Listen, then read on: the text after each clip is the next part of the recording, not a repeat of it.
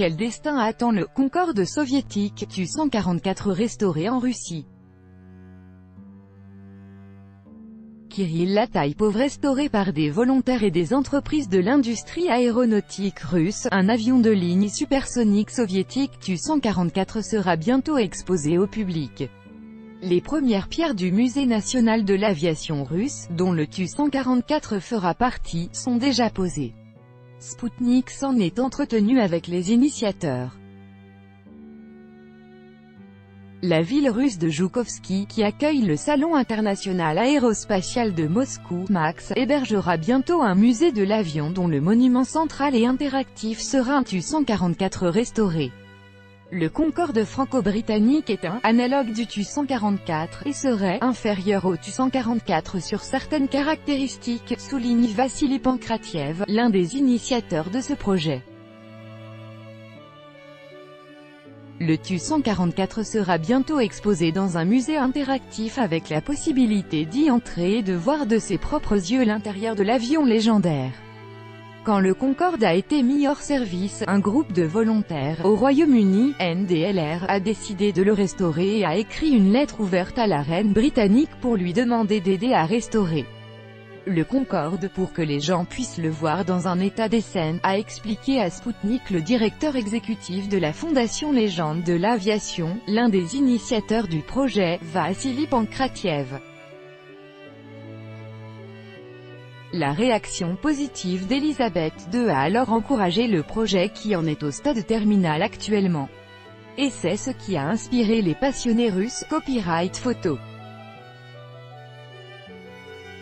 Nick, compagnie scientifique d'ingénierie, le Tu-144 restauré. L'idée de créer un musée pour le Tu-144 existe par ailleurs depuis longtemps, comme le souligne le président du conseil de la Fondation Légende de l'Aviation Mikhail Agafonov. En 2011, le président russe, Dmitri Medvedev, NDLR, a annoncé que ce serait bien de créer un musée national de l'aviation. En effet, il est étrange que la Russie, pays avec une industrie et une histoire aérienne, ne dispose pas d'un musée national de l'aviation. Mais un groupe de passionnés, qui ont décidé de réaliser cette initiative, est apparu, a indiqué M. Agafonov. Accès libre à bord du Tu-144. Le Tu-144 sera un premier pas vers la création d'un grand musée de l'aviation russe. Le projet ne se limitera donc pas seulement à l'exposition d'un seul appareil.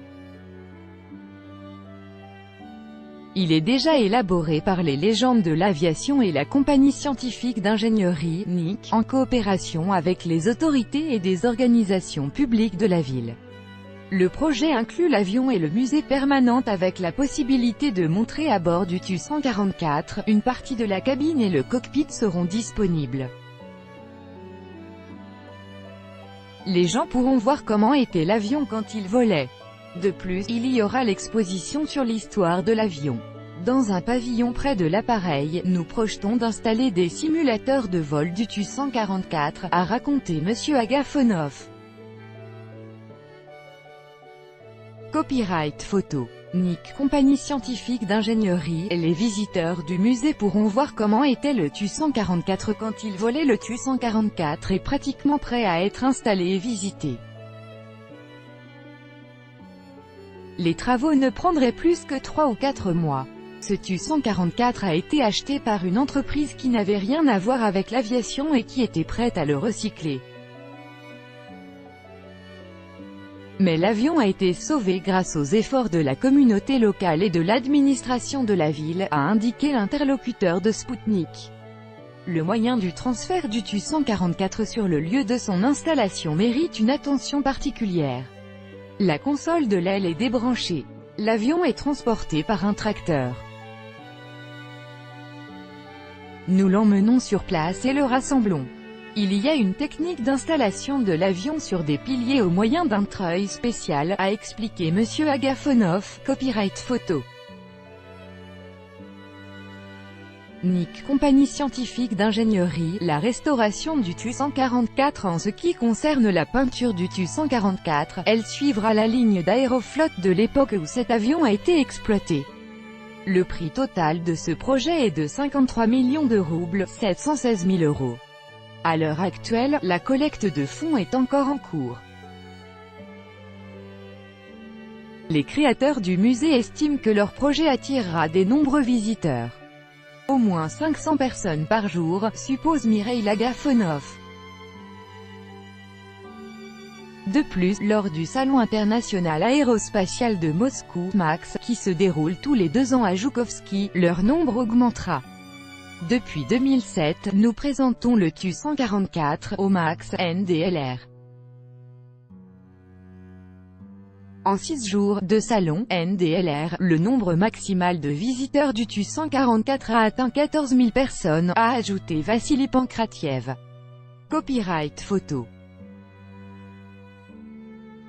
Compagnie scientifique d'ingénierie, les créateurs du musée attendent des nombreux visiteurs, des élargissements et des perspectives. À part le Concorde soviétique, le musée sera élargi à d'autres monuments de l'aviation. Il y a beaucoup d'appareils à l'aérodrome, mais ils ne sont pas disponibles, parce que l'aérodrome est fermé.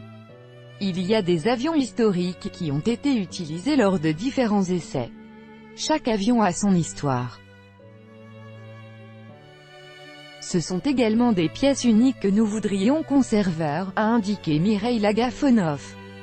Une navette spatiale soviétique Buran, analogue du Space Shuttle américain, figure aussi parmi les pièces potentielles du futur musée. Cette année, il y a le 30e anniversaire du vol du Buran. Il a été préservé. Des volontaires et des ingénieurs de la NIC, compagnie scientifique d'ingénierie, NDLR, l'ont conservé. Le Buran pourrait donc exister en tant que pièce du musée, a souligné M. Agafonov. Copyright photo. NIC, compagnie scientifique d'ingénierie, une navette spatiale Buran figure parmi les pièces potentielles du futur musée. En dehors du musée national de l'aviation, les légendes de l'aviation ont d'autres projets. En 2016, la fondation a ouvert l'allée de la gloire consacrée à des concepteurs russes d'aéronefs. Ce projet a attiré l'attention de la Croatie, parce qu'un mémorial de l'allée était lié au concepteur soviétique d'origine croato-italienne Robert Bartini.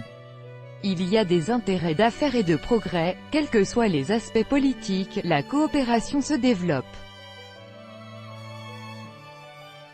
Dans notre cas, ce projet ne fait que renforcer nos liens et la coopération mutuellement bénéfique entre nos pays, a conclu Mireille Lagafonov. Le Tu-144 est le premier avion de ligne supersonique élaboré par le Bureau soviétique d'ingénierie de Tupolev durant les années 1960. C'est un des 2 types d'appareils supersoniques, parallèlement à l'avion franco-britannique Concorde, qui ont été utilisés par l'aviation civile.